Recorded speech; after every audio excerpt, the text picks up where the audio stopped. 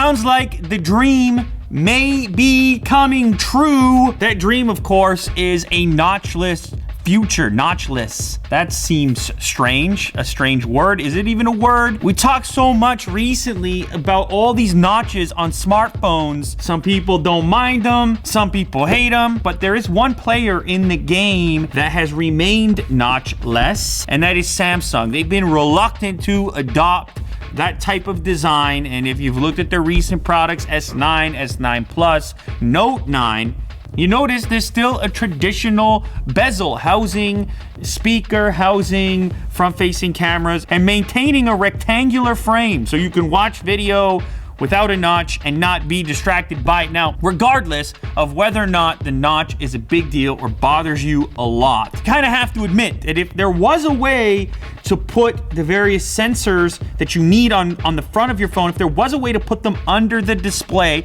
that would be a good thing. There's been so many different implementations and potential implementations of how this could happen. The Oppo Find X, where it's like a motorized thing that comes up in the back. The Vivo Nex, which put like a little cube with the front-facing camera that came up, but those were motorized. They required mechanical components. People were nervous. That brings me to today's video. We have some evidence that Samsung is at work.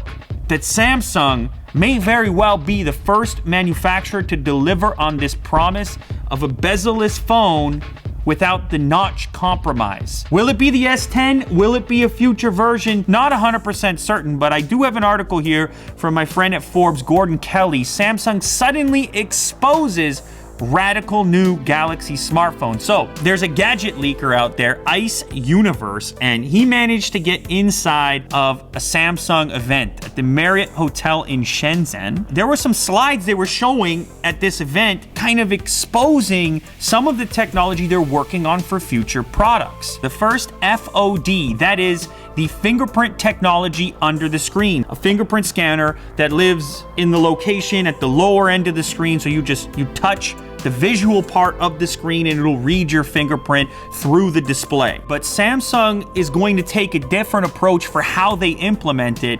They're expected to use ultrasonic pulses, which could use reverberation to build a complex 3D map of a user's fingerprint. That's quite a bit different than the implementation as it stands right now.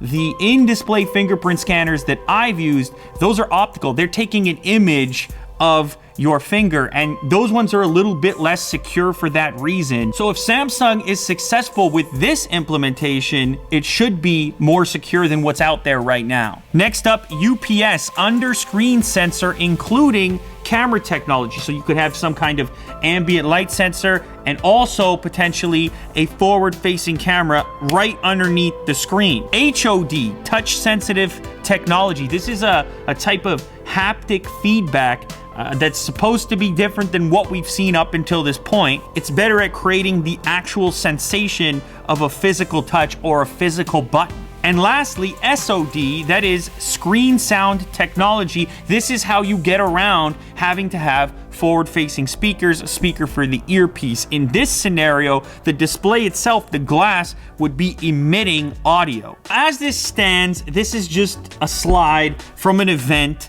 which was intended for industry people, and it could just be evidence of an eventual outcome. It could just be, it could just point in a direction that we're all assuming that Samsung would be working on something like this, or it could be a lot more immediate. This could potentially come out in the next generation or the following generation of Galaxy products. I think the fact that Samsung has been so reluctant to adopt the notch is the important thing to consider here, as every other manufacturer has modernized their design by including the notch. Samsung's been sitting back, watching, waiting.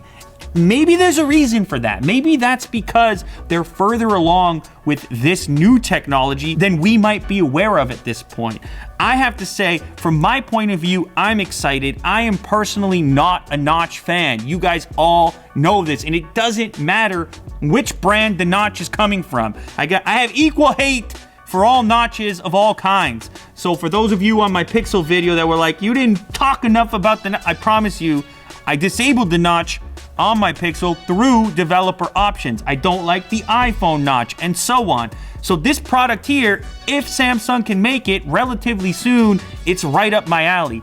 That's interesting. All screen, all display without the compromise. Now, Samsung is the right company for the job because Samsung's responsible for the displays that are in your favorite mobile device. They're making displays for Apple, for the iPhone. They're making displays for Google, for the Pixel. So if anybody could create a transparent display capable of having a camera, forward-facing camera hidden underneath it, it would be them. And they should be first because they're making the tech, they're making the hardware. Where they may have weaknesses in the software department, having to just put Android on there and then their own skin on top of it, they don't have those weaknesses in hardware. No, they call the shots in hardware. So if someone can do it right, it's probably Samsung, and it looks like they're already working on it. So if you're a notch hater like myself, you might not have to be without an option for very long. Let's hope that this development happens sooner than later.